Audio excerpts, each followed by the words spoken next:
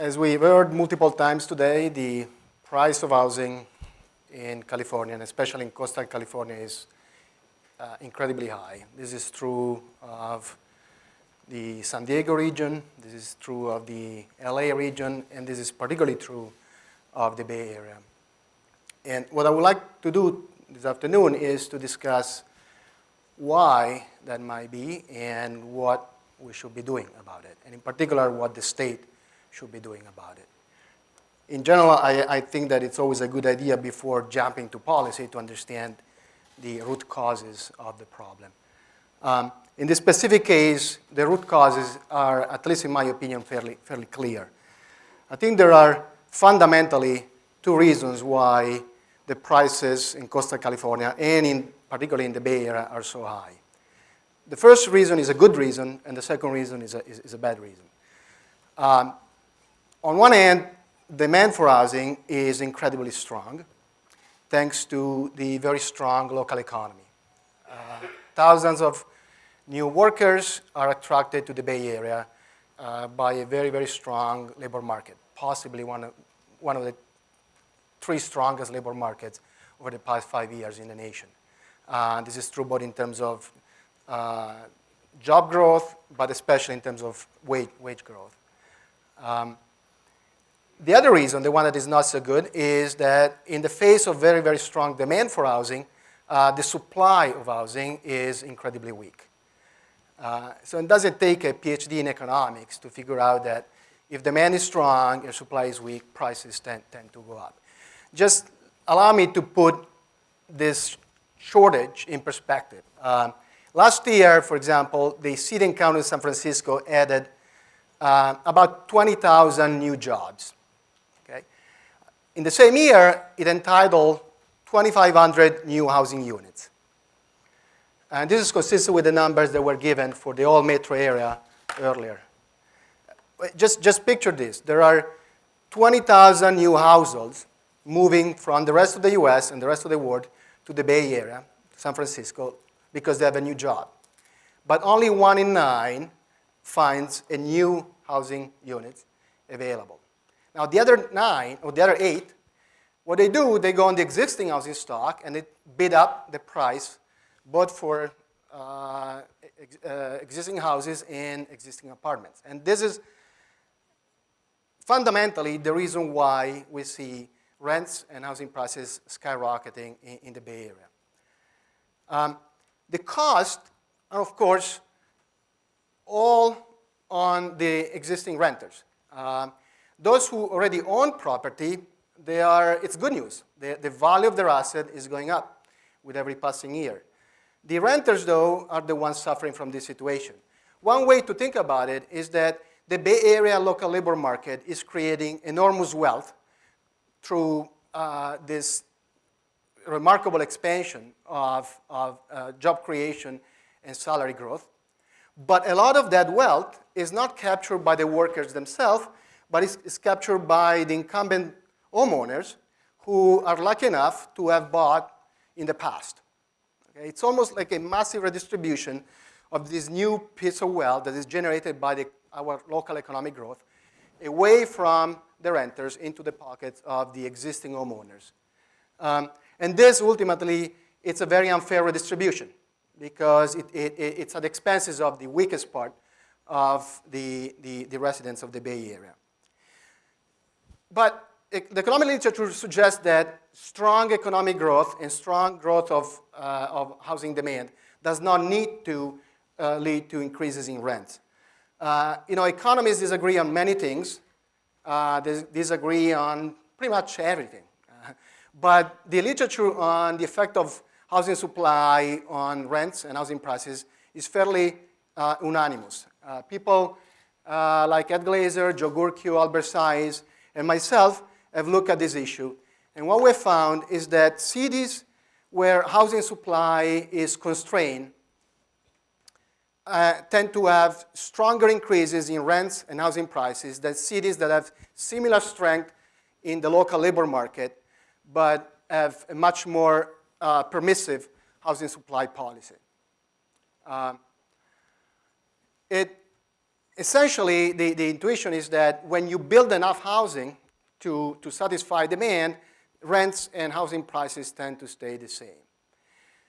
Now, why is supply so weak in the Bay Area?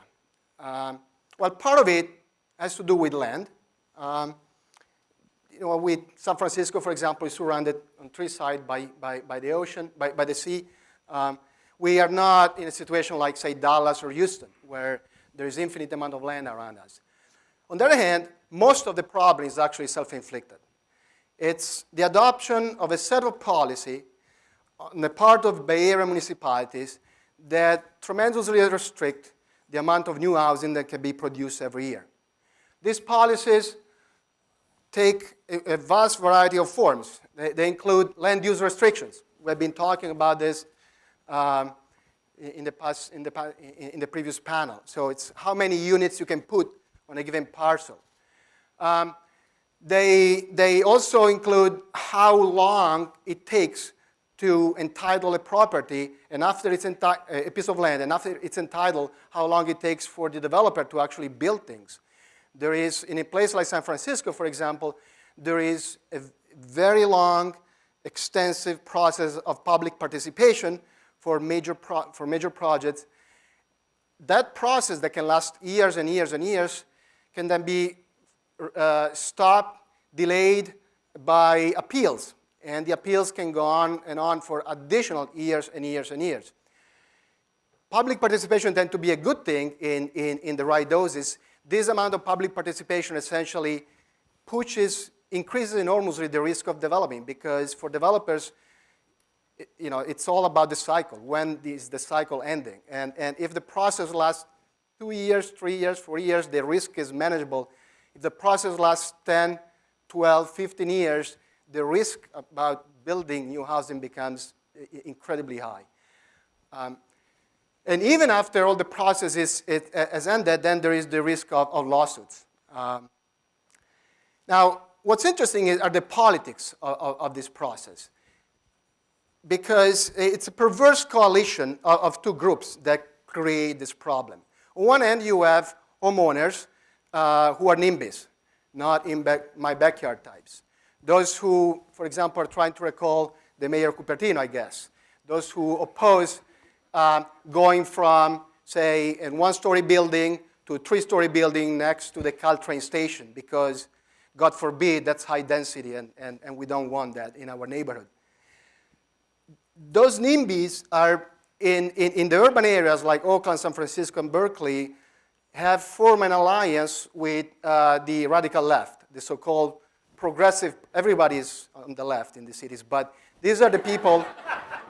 These are the people on the so-called progressive wing. In San Francisco, the head of the progressive wing of the city council, Jose Campos, has stated multiple times that the laws of demand and supply don't apply to the housing market of San Francisco, that there is no relationship whatsoever. In fact, he has stated that the more supply you produce, the higher the price will go.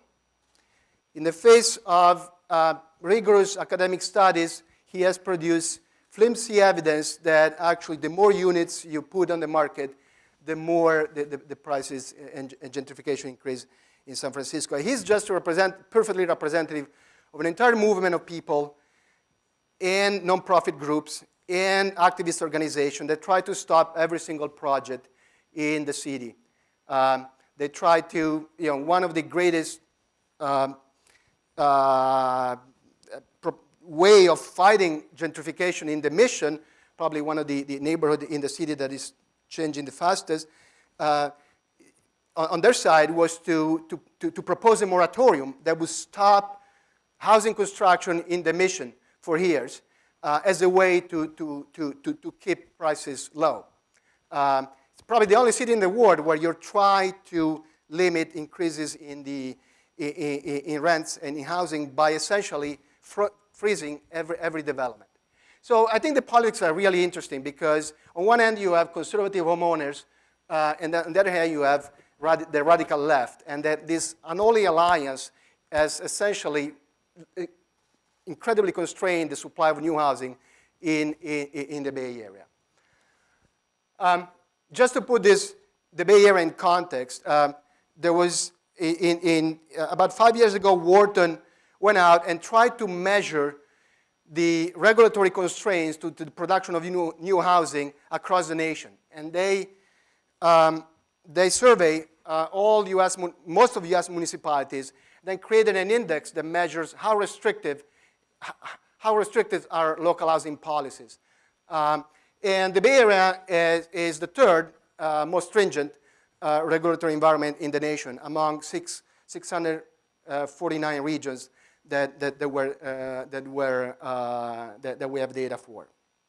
So it's not surprising that the Bay Area is experiencing some of the highest and steepest increase in rents over the past few years. Now, you don't really need to read the literature on housing supply and prices to convince you that supply does matter. There are other progressive cities that are going through tech-driven labor market booms that have adopted different policies. And I think Seattle and Austin are two alternative policies. I'm not in favor of the Austin version of it, which is mostly adding houses on the outskirts of the city and like adding sprawl. Seattle has been much smarter. Seattle has increased housing in the urban core, near transit, where it should be. And although Seattle job growth is comparable to the San Francisco job growth, to the Bay Area job growth, housing prices, although they have increased in Seattle, they've increased much less than in the Bay Area, therefore favoring local renters. Everything I said was about the local effects of these housing policies. But recent research that I'm doing with Chiang Tai-Shi at the University of Chicago points that there are additional costs for the state economy and possibly even for the national economy of these restrictive policies. Essentially, the idea here is that the Bay Area has an incredibly productive local economy. That by restricting housing in the Bay Area, effectively, we're restricting access of workers who live elsewhere to these highly productive, high-wage jobs that exist here. In essence, what we find is that housing restriction, by limiting the number of outside workers who can have access to these high productivity, high earnings jobs, this policy caused foregone output at the state level, and therefore foregone earnings for other workers in the state that are not already living here that could otherwise have access to these high productivity, high income jobs. We estimate that this foregone output and foregone earnings are actually economically meaningful. And there are in the order of 8 to 9% of the state GDP. So we're talking about foregoing about $5,000 extra dollars in earnings for the average California workers due to this housing restriction, an enormous cost for the state economy. I'm done. So the implication here is that you cannot leave it to the municipalities. It should be the state, due to these important spillovers, that needs to step in and curtail the ability of local municipalities to limit new housing production. And I think Governor Brown has a right proposal, the one that he put on the table last June, was exactly what we needed. Unfortunately, this so-called progressive legislator, which is 65% Democrat, shut it down. And you really have to wonder whether this is in best interest of the weakest member of our state. So, okay, so thank you very much. As we go to Linda, I'm reminded, sorry, thank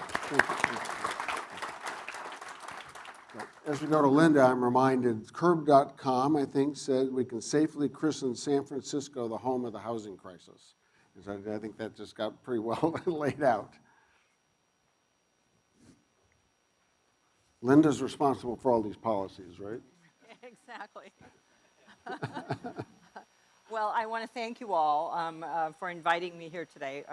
I'm very pleased to be here, but I was especially pleased to hear that this session has developed at the request of students.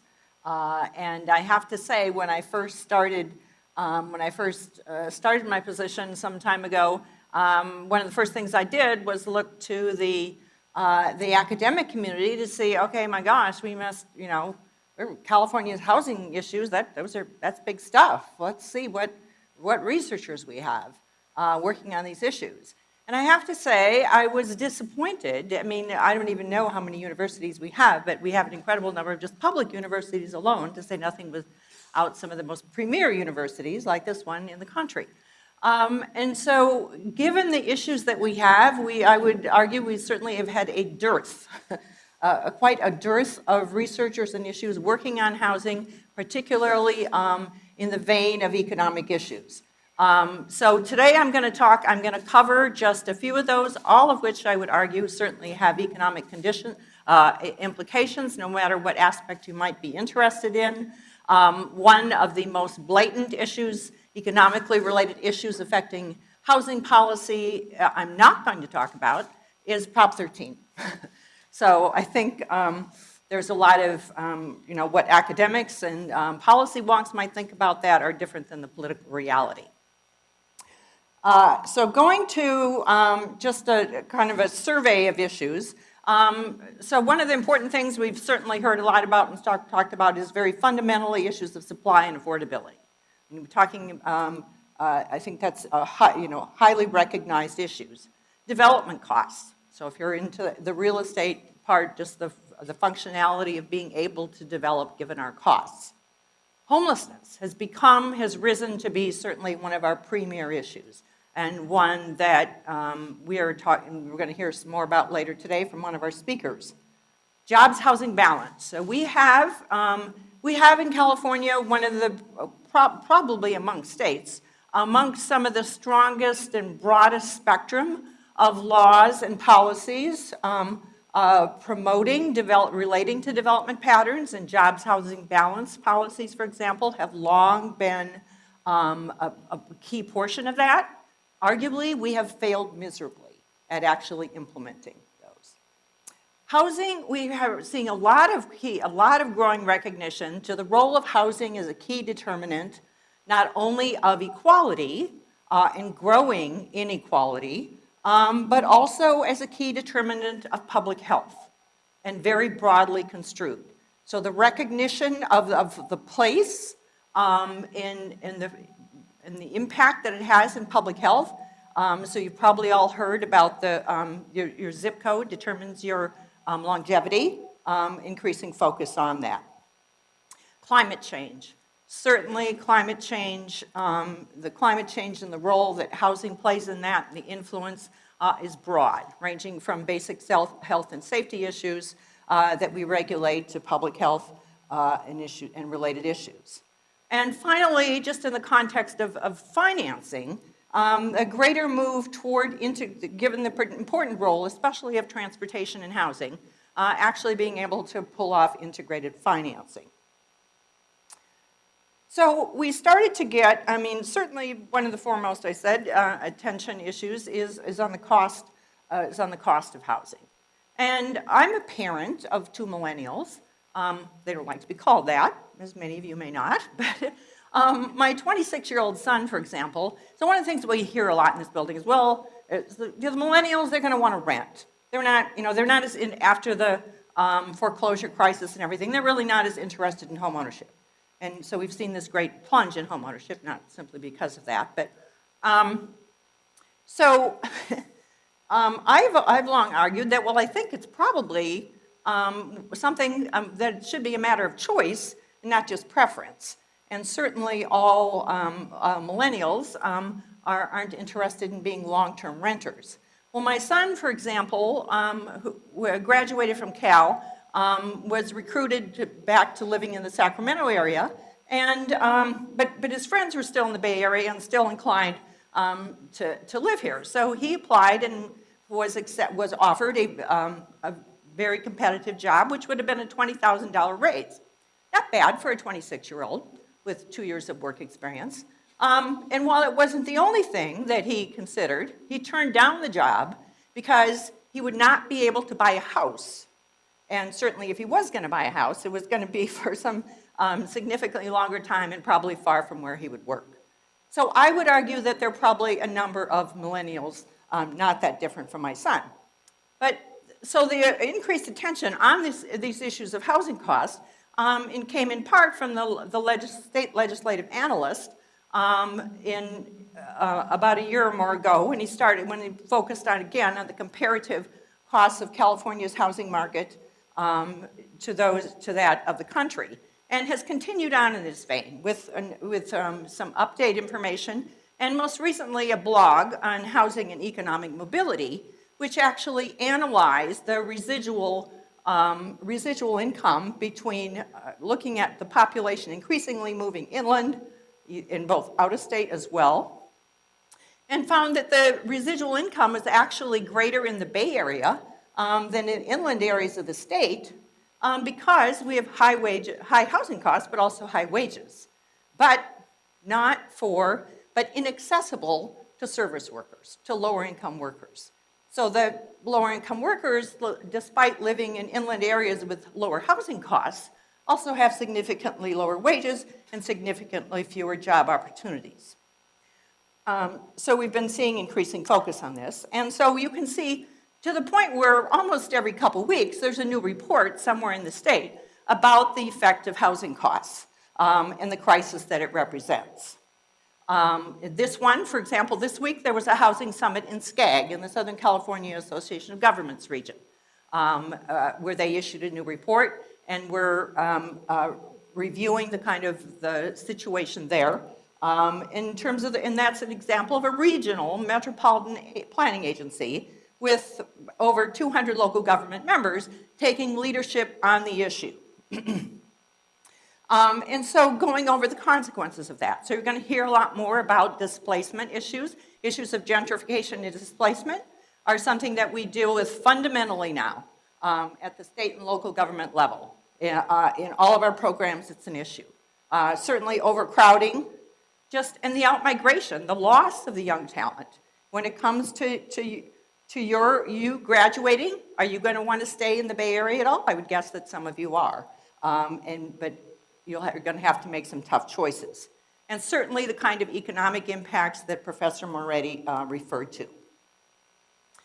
So thus, departments like mine have shifted to providing support for, in the face of declining federal assistance and state assistance both, we have far fewer resources with which to work, and a major focus of those currently is on programs supporting chronic homelessness, in part because of the significant recognition of that we can realize cost savings in our healthcare system by taking the chronic users or the highest cost users out of that system and putting them in housing first and providing them with services in lieu of a medical model. Now, doing that, however, realizing the savings from one system, from the healthcare system, and transferring them to be able to use them in the housing system is what we call the wrong pocket issue. And one of the biggest challenges, we can certainly use all the help you might be interested, is how we do that and design systems for that, for a consistent funding stream, especially providing reliability of the connection of social services. So one of the biggest programs that our department is working on is the No Place Like Home bond for homelessness. Whoops. So sometimes what you make for your career choice is something you recognize when you're in college, when you start as a student. And so this issue of homelessness among students, well, I hope it's nothing that any of you recognize in your immediate community, but you may know people, and certainly at a number of our universities, to the point where Cal State, our largest public university system, is focusing, has an effort dedicated to focusing on this issue with students. And so it's one of the first places that it shows up. And this is HUD has also recognized it as an issue among students. So supply, what does this look like? So this is, a historical context of California's permit issuance. In there's kind of a stark recognition of our undersupply, and quite predictable. And when we released the statewide housing plan in 2000, Raising the Roof, we projected a significant undersupply if we kept going at the rate of underproduction that was occurring then, and recognizing part of that was due in part to a lack of political will and local resistance. And so an average annual need of over 200,000 units a year was projected for the next 20 years. That was realized only at the height of the housing boom in the mid part of the last decade, around 2003, 2004, that's off there. And we took, of course, in the Great Recession, which was not projected at that level, a very deep dive where we were down to less than 35,000 units a year. And this, in fact, this representation is a little misleading in the difference between multifamily and single family in that it counts multifamily as low as 2 units. If you looked at that as like 5 units or more, and the only reason we haven't is because that data isn't go back to 55 in a comparative sense, you would find that we have not been producing very much multifamily housing, and most of the multifamily housing or the higher density that was produced in the state was produced when the federal government in the 70s was financing, was putting money directly into housing. And so a lot of the resources that we don't have anymore. So this is not unique, as Professor Moretti pointed out. It's in comparison to other metro areas, we fare very poorly. But what's being done about this? We are fortunate, especially in this region, to have some great activism. So a new organization, Silicon Valley at Home, is working actively with local governments in the Silicon Valley to address these issues. So some cities like Mountain View, like Sunny Valley in their corridor planning, the Great Communities Collaborative, Silicon Valley Leadership Council has a long time supported housing growth in the corporate sector.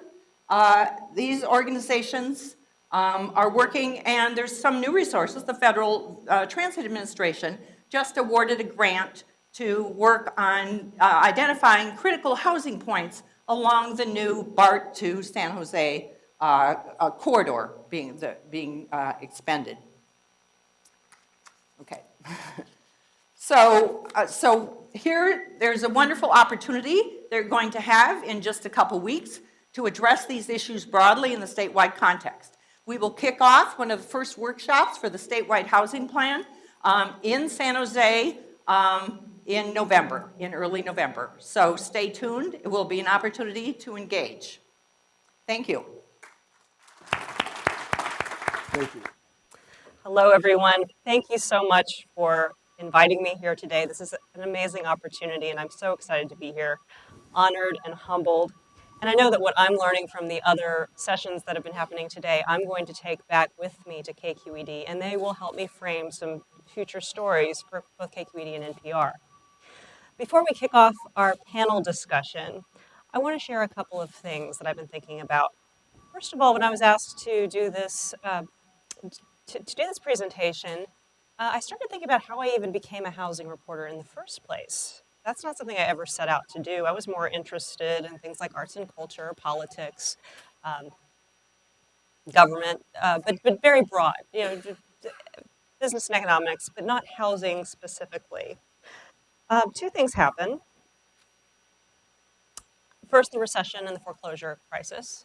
And I was asked to go out to the East Bay and cover some stories about people who were losing their homes during the recession. And that's when I really saw firsthand just how painful it is to lose the place that you call home and had counted on being your rock of stability. And then, as the economy started picking up in San Francisco, which I thought on its face was a really good story, a good news story, I became displaced myself.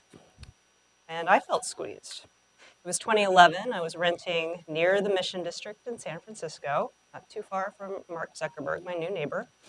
And my landlord called me saying he was going to sell the property. His business was hurting. He wanted to bail himself out. And this had been his nest egg, but he decided, now is the time. Property values are going up. Would I consider a buyout? That in and of itself was not so upsetting for me because there were some reasons why I wanted to leave this place. But what was really stressful was when I started to look on Craigslist and try to find somewhere I could move. And I really hadn't realized just how quickly the rents had shot up in just the past couple of years. So I ended up going to the East Bay and really cutting ties with a lot of the community that I'd been building in my personal life. Um, and that was really stressful. Now the story does have a happy ending. About 2.5 years ago, I got married, and he had me at the words rent control. He's also very sweet and charming, but yes. We've been there he'd been there for about 13 years, and so now I am back in San Francisco, in the city where I report. My situation, I would not consider a crisis. I don't have kids, and unlike my neighbors who had made the building I was living in near the Mission their home, um, this wasn't something that, had I held out and said no to the buyout, um, I wasn't facing certain eviction. But if I'd stuck it out, I may very well have. But when you consider the way that this kind of stress and pressure is affecting people, especially at the lower end of the income spectrum, people who are elderly, people who have medical conditions, um, really vulnerable people, and also really people who are really critical to our city services like teachers and janitors.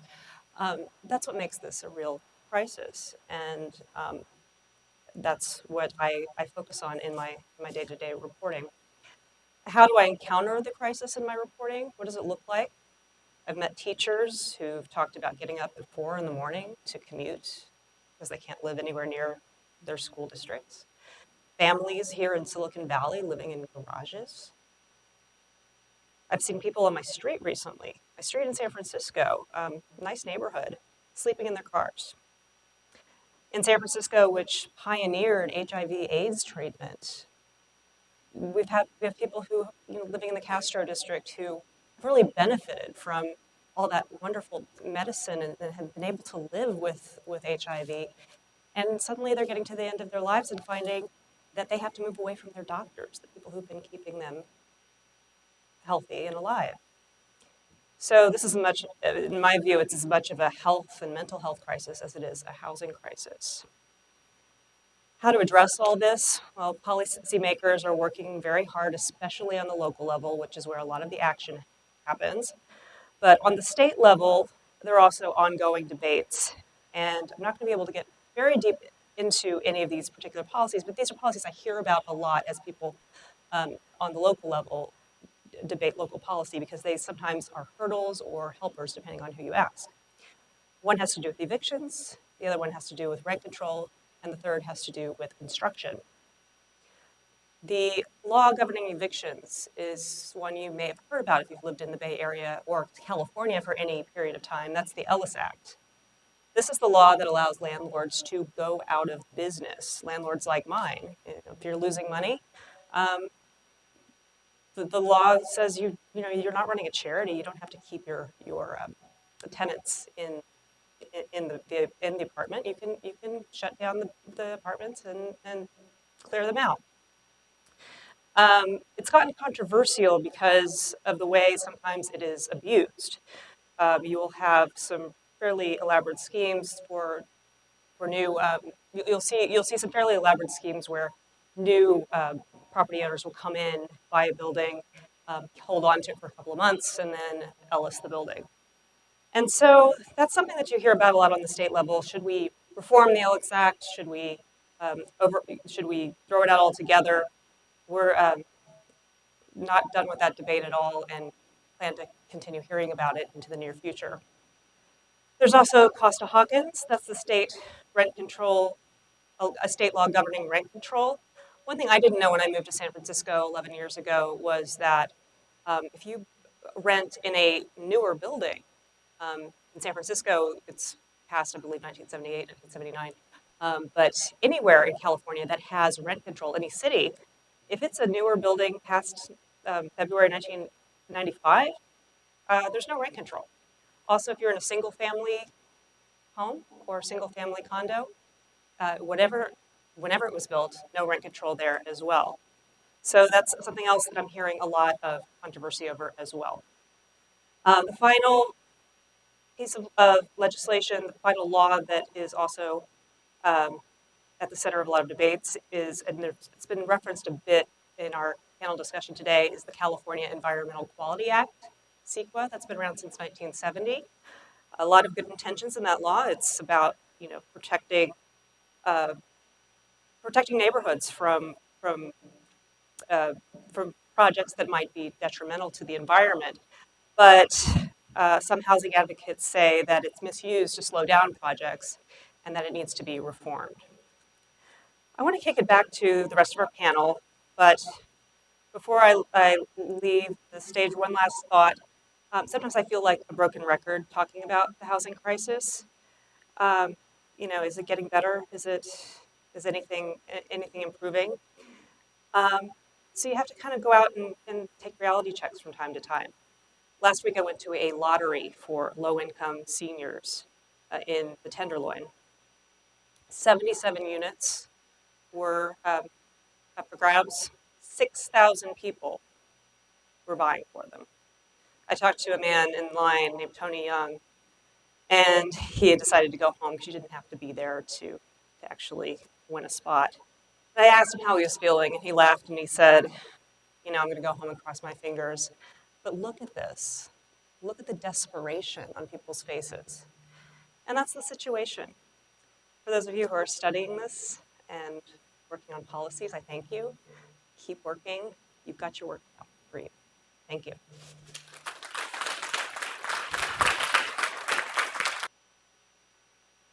Thank you for finishing early. There's no way I could have cut you off with those stories. Uh, the, Enrico, as you were talking, I was thinking of an old line, which I haven't heard in a long time, which is that America, and it was originally associated with California, has become a country of, by, and for private interest groups instead of by, and for the people. And that hit me as I listened to what you were talking about and about how things are, about how what seemed to be rational and makes sense. It also occurred to me when Raphael was talking that that people, and I guess the future governor of California from Cupertino, who was talking about what was going on there, that basically all these things are being blocked in almost a tyranny of the minority. And I want to get each of you from your own perspectives comments on that. Yeah, I think that's very true. In California, it's all about the year when you bought, if you can afford to buy. People who bought a long time ago are fine. The newcomers or the renters are not so fine. And I think two things. One is I find incredibly puzzling the fact that the part of the political spectrum which should be fighting for the rights of renters has decided that the best way to fight for the right of renters is to stop developers from building. They have decided that developers are evil and that developers are making a profit, and because of that, we need to stop them. And I think that they're not realizing that they're hurting the very people they've been elected to protect, or if they realize it, they are ideologically driven. The other thing is that there are policies that we can take as a state. I think Governor Brown's policy last June was a very, very reasonable policy that could have improved very quickly things by essentially limiting the ability of municipalities, especially the ones that are most stringent, like the Palo Altos, the San Franciscos, the Berkeleys, to delay approval of projects that are perfectly consistent with the planning laws. They are nearby transit, and they have 10% affordable housing units. And so instead of waiting years and years and years to build those projects, again, that are already been vetted and they're consistent with our current planning, those municipalities they had to decide within 1 year and provide an answer one way or the other. It seems fairly reasonable. It didn't seem radical to me, but I find it disgraceful that our state assembly decided to cave in and essentially to to surrender to the individual municipalities and a coalition of so-called progressive that I really think they're misguided. Okay, thank you. I'm going to go to Stephanie next because I have a follow-up question for Linda. So Stephanie, comments on this notion of tyranny of the minority? Oh, yeah, you hear a lot about that in San Francisco, a lot of very vocal people at City Hall, and you tend to see the usual suspects whenever I watch a Board of Supervisors meeting on SF.gov TV, which I monitor a lot because there's so much going on. Yeah, it's a lot of very vocal people driving some of these policies and killing some of these policies. And sometimes that's a good thing, sometimes that's a bad thing. It's not for me as a journalist to say, but I think we are seeing the results of what has happened decades ago from that same kind of tyranny of the minority when it comes to the way, when it comes to our housing shortage. We didn't build enough. Linda, and then I have a follow-up question, no matter what you say. Well, I think as has been mentioned, so I'm a planner by profession, and we believe in, and support the state and at local level. We have a lot of requirements for planning and very robust processes. And so part of the notion in the governor's by right proposal was to reinforce that planning where we've invested a lot of public resources. And so it is a problem that we have a relatively light threshold later at the project level and lots of other stages, lots of other barriers to actually implementing what we may have put through a very robust participatory processes. I admit in all places that isn't the case. But I think we have to question, the extent of contradictory provisions that we have in place against what would work for the greater good. Okay. From your perspective, 20 years in the housing planning business, what has the state most failed to pursue that has contributed to the housing crisis? Well, I actually think, so we started, CEQA and housing policies in the 70s, both at the federal level and the state level, were actually enacted about similar times. And what's evolved over that time period is that CEQA grew in large part through the court systems, and so kind of some of the conflict or relationship of the two got ignored. So we got a lot of momentum, consultants, court cases, or whatever, behind that took off environmental regulation in one direction without comparable support for the not insignificant housing laws that we've also had in the book. We enacted fair share housing in California in early 1980. We are now in 2016 going to have to implement a fair housing law, which is trying to make us do what we argued for doing then, open up areas of opportunity for households of all income levels. And so now it would have been much easier if we had worked at it all along in a much more concerted manner than having to do so now when it is a very real challenge. Can I add quickly? Sure. So CEQA is a great idea and was a great step forward when it was implemented. It was intended to protect us from building, a refinery near housing, or building a freeway where it shouldn't be built, or building a steel mill in a neighborhood. We don't want that, of course. But now CEQA is being used to delay income, market rate, or even affordable housing projects being built in infill development inside city centers. So, building up parking lots near BART, or even like building bike lanes. So you got to wonder whether the best intentioned policies sometimes end up backfiring. End up being part of unanticipated lobbying. Right. And anticipated lobbying and extreme neighborhood participation. So let's go to the audience. I'm under instructions to ask for student questions, and you're the likeliest candidate whose hand is raised.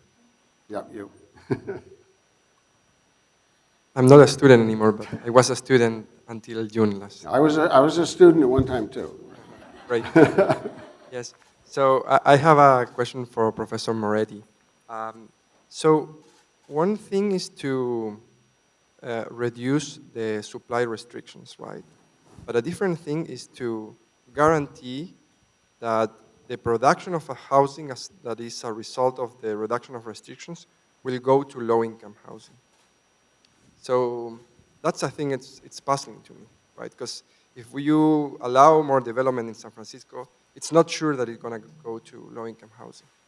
And So two things. First of all, San Francisco has, and Oakland have incredibly progressive inclusionary housing ordinances and affordable housing ordinance. So every time you build in some neighborhood in San Francisco, market rate housing, you add a third, between 20, in some cases even 40% affordable housing, on site or nearby. Okay, so that's the main way in which we build affordable housing is by building market rate housing and forcing developers to provide affordable housing. But the deeper point, I think, is that new supply, new production of housing at all levels, I think helps in keeping prices down, even when the new housing is market rate, even where the new housing is luxury condos. I think this is a common misconception. People see these high-end, high-rises in Southern Market or these fancy new places on Valencia Street, and they say, well, that doesn't help affordability because those are like, $4,000 a month, one-bedroom apartments, and doesn't really help the marginal tenant who is on the verge of being evicted. And I think that's not true. The reason why is that if you don't build that one, the incoming workers who are being attracted here by our strong local economy, instead of finding the new apartment in the luxury tower in Soma or the new apartment on Valencia Street, they're going to go into the existing housing stock and bid for that, like either through higher rents or through higher housing prices. And I think the economic literature is fairly unanimous on this. Market rate housing supply does work, and it doesn't have to be all affordable. First of all, because we couldn't afford to build 100% affordable, despite what the so-called progressive in the San Francisco City Council claim. But second, because expanding the supply satisfies a part of the demand that otherwise would go on the existing stock and bid out its price. Okay, thank you. Yes. I don't know. It's his mic. Yeah. Okay. You're on. I'd like to address my question to Linda Wheaton. What is your opinion as to when Jarvis-Gann or Prop 13 was implemented in the late 70s, that it should not have included commercial and multifamily? I wasn't here then. Certainly I think arguments about split roll are worthy of debate. I'm not sure that it's constructive to go to retroactively reflect on what should or shouldn't have happened because it happened. Let me answer my question. Point of order. Point of order. It should not have applied to apartments nor commercial because landlords did not pass on the benefits. Okay, let me follow up that while we're getting another, over here, this lady here. But before I do that, I'm going to ask a question. What do you hear on the street from landlords and homeowners as opposed to renters? Well, especially in San Francisco, they're feeling pretty pushed around a little bit. There's a lot, and I would say on some level, rightly so. I mean, I don't know if I'd want to be a landlord in San Francisco just because there is so much action right now, and tenants' rights are being strengthened and strengthened, but at the expense at times of landlords' rights. Maybe they should change their name to home provider instead of landlord. Yes, yes, and also that name. But then there are a lot of great landlords out there, and there are landlords who will show up at City Hall and advocate on behalf of their tenants. So you can't paint them with a broad brush at all. Okay. Yes. Yeah, thank you. And I just want to say thank you, especially Stephanie, to your comments, because I think that that really speaks to the human element of what the face of all of these, what can sometimes be abstract economic policy discussions, what it really means and looks like for individuals and families in our communities. And so my question is, how do we bring that? And what I think what you were getting at with those stories, or at least what I heard in it, was this question of self-determination, of if you are low income, if you are particularly African American or of color, that the history of policy has been that you haven't had self-determination where you can live. And the current economic forces are that you don't have self-determination and where you can live. And so I think that gets at a lot of the tension that, Enrico, that you were speaking to, of why it is that these coalitions have formed in trying to assert some amount of control over their ability, what many see is their ability to be able to live in the communities that they grew up in, or that their children can be able to afford to live in those communities. So I guess I'm just kind of curious when you think about historic policies that have been intentionally exclusionary in who can live in neighborhoods, how can we be intentionally inclusionary now, particularly around income? Yeah, I saw some of that attempt when I was out at the housing lottery last week. There were preference categories. And one of the top preference categories for people entering the lottery was people who were displaced back when the Western Addition was raised. That was, what, late 60s, 70s, during redevelopment. That was a traditionally African-American community, and a lot of people left the city for good. And those people get first or second priority, I can't remember, in this lottery to come back all these years later. So yeah, so a lot of these retroactive attempts are happening, but it's the foresight is really. Anything to add? Hi there, I'm Caleb, an undergraduate. Last year I took a class on regional politics and policy, and as part of that we looked at the jobs to housing ratio. What we found was we have the Association of Bay Area Governments Plan Bay Area for housing over here, the Metropolitan Transportation Commission's transportation policy over here, and a bunch of local governments that can and sometimes do say, screw you both.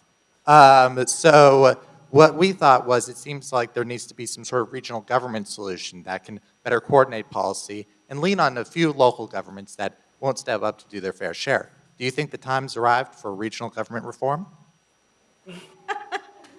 Well, ironically, that's kind of what's happening here. I mean, you're probably aware of the MTC and ABAG. I don't know. I'm not sure. Pardon?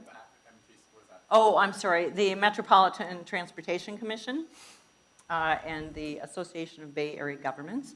So as of January, the staff of the Association of Bay Area Governments will join that of the Metropolitan Transportation Commission. And there's strong interest. In fact, last night, Steve Heminger, the head of the Metropolitan Transportation Commission, was recognized at Enterprise Community Partners for the support that MTC has given to housing by taking some of their transportation funds and spending it in housing. So we have in the last decade or so, especially since SB 375, had a lot of focus on the integration of housing and transportation planning. And a lot of movement over a decade or so toward regional planning. But we have not officially dealt with regional governance per se, in the 90s, there were a number of proposals, probably about at least 5 as I recall, that actually dealt with regional governance. And so that's politically much more difficult. And I think that what's happening here probably makes those issues, brings it more to the fore for discussion, because I'm not sure what's going to happen to the respective boards of having those two organizations with joint staff. And for that to work, it sounds like a novel idea of people working together. I got my back to this area here, so this gentleman here, and I think this is going to be the last question, I'm afraid. We're out of time. Great, thanks. Interesting presentation. So I live in San Francisco, and I own a rent-controlled condo there. And so I guess it doesn't seem like there's going to be a surge of supply to meet demand, and I think highlighting the complexity of the situation, the fact that the sort of far left and homeowners are sort of aligned in preventing new building makes that very challenging. And my question is, are there policies in the city, specifically Prop 13 and rent control, that could be creating or could be ripe for reform that could help in the meantime? And just to point to a couple of sort of perverse outcomes, I was recently working overseas for 2 years and left my condo empty rather than renting it because I didn't want to have to evict someone or risk that. Separately, my wife works with the elderly, and many of the elderly in the city, I don't know many, but there are elderly in the city who are stuck in third-floor, rent-controlled apartments, so suboptimal living conditions, which they can't afford to move out of. I just wonder if there's room there for reform that could, in the absence of supply, create other opportunities to improve the situation. Thanks. Yeah, it's a great question. I think that rent control is here to stay. If anything, more municipalities are going to adopt it. So I don't see it happening in a reform of rent control in San Francisco anytime soon. Prop 13 will be interesting. Prop 13 does reduce mobility because once you are in, it makes, if you want to live in the Bay Area and you want to own, it makes no sense because you're gonna end up paying much higher taxes even if you don't value living in San Francisco. So yes, Prop 13 has been proven to reduce mobility and therefore to increase this mismatch between jobs and residences. I'd be very much in favor of reform. I think the third policy that we haven't really touched upon, but it's really crucial for affordability, is public transportation. I mean, the biggest difference between places like the Bay Area and other major metropolitan area with high prices like, say, London or Tokyo is that our public transportation system is tiny.